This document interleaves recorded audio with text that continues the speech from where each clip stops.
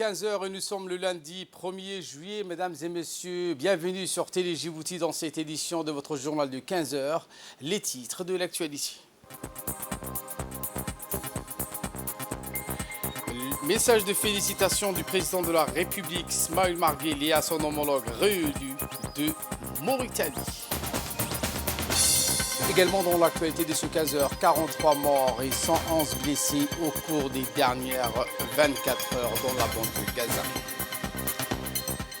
Voilà pour les sommaires. Merci si vous nous rejoignez sur Télé Djibouti. Le président de la République, Ismaïl Omar Guelleh, a formé des vœux de succès et de réussite à son homologue réélu de Mauritanie, Mohamed Ould Ghazouani, qui est déclaré dimanche soir vainqueur du scrutin présidentiel organisé dans ce pays samedi dernier. Le score largement dominant qui a disposé à votre réélection est l'illustration parfaite de l'adhésion majoritaire de vos compatriotes autour de votre leadership politique, a écrit le président Guelleh dans le télégramme envoyé à Ould Ghazouani. Nul doute que votre conduite éclairée, la nation sœur mauritanienne, accroît significativement l'œuvre de sa stabilisation et pacification dans la région troublée du Sahel, a dans le même document noté le chef de l'État, réitérant ses chaleureuses félicitations à son homologue réélu de Mauritanie. Le ministre de l'Énergie chargé des Ressources naturelles, Younis Ali Guedi, a reçu hier dans l'après-midi à son cabinet le ministre de l'Économie et des Finances de la République fédérale de l'Éthiopie, M. Ahmed Shideh. Il était accompagné de l'ambassadeur d'Éthiopie à Djibouti, Berhanou Zegeye, de ses proches collaborateurs. L'entretien s'est déroulé en présence du nouveau directeur général de Horizon Terminal Limited, Omar Kassou, du directeur terminal Mark Windels, du conseiller technique du ministre Mahdi Wabari Hassan et du directeur des hydrocarbures. En effet, la visite du ministre éthiopien s'inscrit dans le cadre des consultations et des concertations de haut niveau organisées périodiquement entre les responsables des deux pays sur les projets en cours et des efforts déployés en matière d'intégration des économies djiboutiennes et éthiopiennes, notamment dans le domaine de l'hydrocarbure. Les discussions ont également porté essentiellement sur les voies et moyens susceptibles d'accroître l'approvisionnement en produits pétroliers de l'Éthiopie via le dépôt pétrolier Horizon par l'établissement des nouveaux objectifs chiffrés à atteindre quotidiennement, à savoir 9000 mètres cubes par jour pour 3000 mètres cubes par jour et de l'essence et 2750 mètres cubes par jour de kérosène. L'Agence nationale des personnes handicapées, en collaboration avec l'Église protestante évangélique de Djibouti, a organisé une cérémonie de remise de certificats aux femmes en situation d'handicap et les mères en charge d'enfants handicapés ayant suivi des formations dans la couture. C'était aujourd'hui. La cérémonie de remise de certificats s'est déroulée dans la salle de conférence de l'église protestante évangélique de Djibouti. Au total, 10 jeunes filles et femmes qui n'ont aucune connaissance dans ces domaines ont été formées au sein de ce centre pendant 8 mois afin de leur apprendre les bases de la couture. L'événement a vu la participation du directeur général de l'ANPH. À l'issue de cette formation, les filles et femmes handicapées ont bénéficié également d'un kit contenant des matériels et accessoires de couture qui vont leur permettre de démarrer leurs activités dans les meilleurs délais. Nouvelle promotion de femmes en situation de handicap ou femmes affectées par le handicap. Nous souhaitons à chacun et à chacune la bienvenue. Ces élèves qui reçoivent aujourd'hui leur certificat viennent de terminer un parcours de 8 mois de formation. Et c'est toujours un plaisir pour nous, responsables de ce centre de formation de l'Église protestante, d'ouvrir l'accès à la formation professionnelle à celles et à ceux qui croient en leur capacité, quelle que soit leur situation. C'est le cas de ces 10 femmes à l'honneur aujourd'hui et tout à l'heure nous pourrions visiter une exposition vente des produits qu'elles ont réalisés au cours de l'année. Notre centre de formation reste constant dans sa mission auprès de la population. Il reste ouvert chaque année pour accueillir des personnes en situation de handicap, car leur situation nous interpelle, elle nous oblige à l'action pour continuer à valoriser les talents qu'elles portent et qui pour nous sont des sources de motivation. Je vous emmène à Ali Addi où dans le cadre des célébrations des fêtes nationales, la localité de Ali Addi où le sous-préfet a organisé une soirée en honneur de la fête de l'indépendance de notre pays.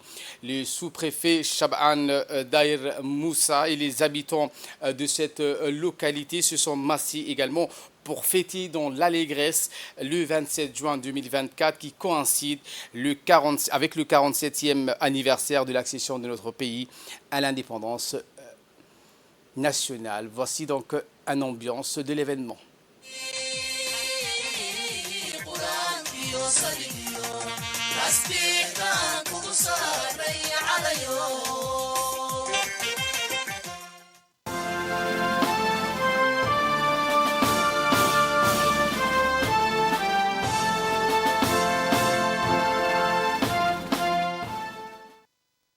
Sport à présent où la sous-direction des sports de la région de Dikil donc a organisé les activités sportives estivales. Le coup d'envoi des activités sportives estivales a été donc donné à Dikil avec un enthousiasme palpable. Après le succès des événements à Arta, Dikil a pris le relais en organisant des activités variées, le foot, le cyclisme qui ont occupé une place centrale. Le match d'ouverture de cette compétition de foot a été un véritable spectacle devant une foule nombreuse. Cependant, c'est le cyclisme qui a particulièrement marqué les esprits, attirant une participation massive et un vif intérêt de la part de la population locale. En marge de ces activités, les jeunes de Dikil ont eu l'opportunité de découvrir ou de s'initier aux jeux d'échecs également. Ces séances d'initiation ont été une véritable révélation pour beaucoup, suscitant l'admiration et la curiosité parmi les participants. Pour de nombreux jeunes Dikilois, ce fut une première rencontre avec ce jeu stratégique et le jeu d'échecs. L'événement a été honoré avec la présence de plusieurs personnalités, dont le directeur général adjoint Ahmed Ali, le directeur des régions par intérim Youssouf Abdallah. Des activités estivales du G d'été. C'est organisé par le secrétaire d'État chargé des sports, son Excellence Hassan Mohamed Kamil, présenté par le directeur général adjoint, M. Ahmed Ali, ainsi que le directeur régional par intérim, M. Youssouf Abdallah. Nous avons fait l'ouverture de différentes activités telles que le football, le cyclisme, ainsi que le jeu traditionnel dans la région. Et bientôt, ce sera pour demain les régions, la localité de Abaitou ainsi que la localité de Galamo. Donc, on souhaite bonne ouverture, bon jeu d'été pour la jeunesse dikiloise et bonne chance. Que le meilleur gagne. Ce week-end, ces mêmes activités estivales ont ouvert le bal donc, dans la région de Aska.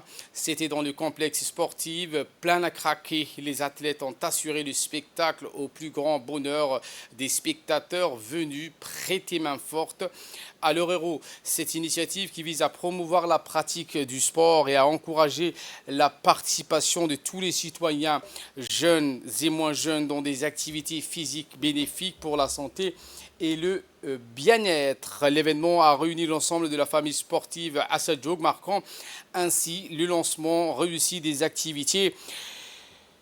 Plusieurs personnalités éminentes de la ville de Aska ont honoré de leur présence cette cérémonie, notamment le président du conseil régional, Charmark Hassan Al-Ali, le directeur adjoint Ahmed Ali, le sous-directeur des régions par intérim Youssouf Abdallah et le sous-directeur du sport Ahmed Moussa Opsi et les organisateurs ont pour objectif de développer le sport régional, d'occuper les jeunes vacanciers tout en assurant la détection des jeunes talents. Il faut noter que ces activités sportives se dérouleront pendant toute la période estivale, offrant ainsi aux vacanciers, mais également à promouvoir un mode de vie sain et actif parmi les jeunes.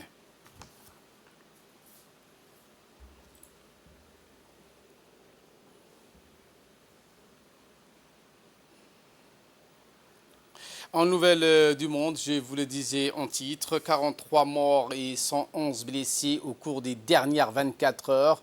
Le ministère de la Santé de la bande de Gaza a annoncé ce week-end que le nombre de victimes palestiniennes de la guerre israélienne s'élevait à 37 877 morts et 86 969 blessés depuis le 7 octobre dernier.